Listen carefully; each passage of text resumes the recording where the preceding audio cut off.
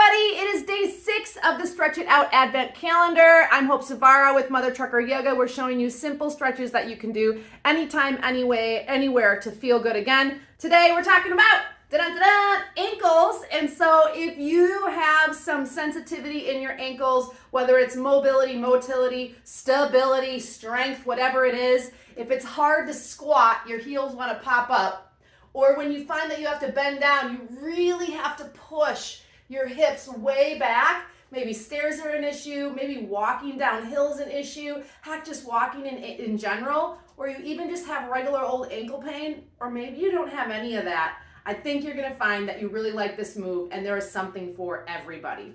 Okay, so first things first, I'm gonna show you a super simple standing lunge that you can do to help create some healthier ankle mobility so that you can do the things that you love. Now, here's something to think about. If you have knee issues or you have hip issues, tight hips, sore hips, hip pain, what if what's happening below is actually causing what's going on above? We're gonna find out. Okay, so first things first, we're gonna step into a really modest stride. So a lot like yesterday, our feet are gonna point forward, so check that back heel.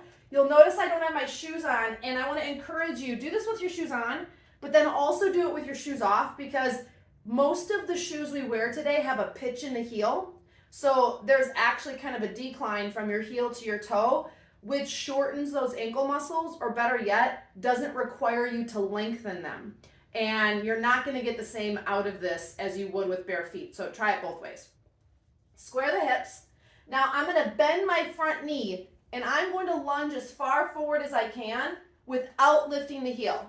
So this is actually pretty good for me. I have pretty good ankle mobility. I actually feel it towards the knee at this point because there are tendons and connective tissue and muscles that run from the ankle to the knee. The soleus is kind of on that front side too. So I know for me, that is a muscle of issue. So I'm feeling it there. I'm gonna try both sides.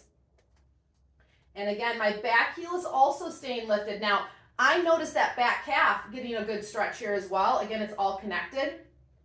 And just noticing if that front heel wants to pick up off the ground. So here's the second version of this. Take a folded blanket or towel. I just folded up a travel yoga mat, something that has some height, and place the ball of your foot on it. Okay, so my ball of my foot is on it, not the arch, not the heel. I'm going to point my foot straight forward and then step back modestly again. Both feet forward, square the hips. Now I'm going to bend the back knee and lunge as far forward as I can, really pushing the heel down. Now I feel this all the way up through my calf. And if you're wondering, well, Hope, I thought you said this is about ankle mobility. You guys, it's connected. So the tighter, the more stiff our calves are, and as a driver, this is a big area for you, that ankle is going to become more and more stiff and more rigid. And as I do this, I'm actually creating some good motion and mobility in that calf, because the calf's the hydraulic pump for the heart. And last time I checked, we need our heart. We need blood flow pumping back up from the legs. So I'm going to try the other side. And definitely my right calf and my right ankle are stiffer, and I know that. And so try this and tell me what you think. Try this and see how you feel. Now the last version of this is a kneeling version. I'm going to use that same folded towel to kneel on if you need that support.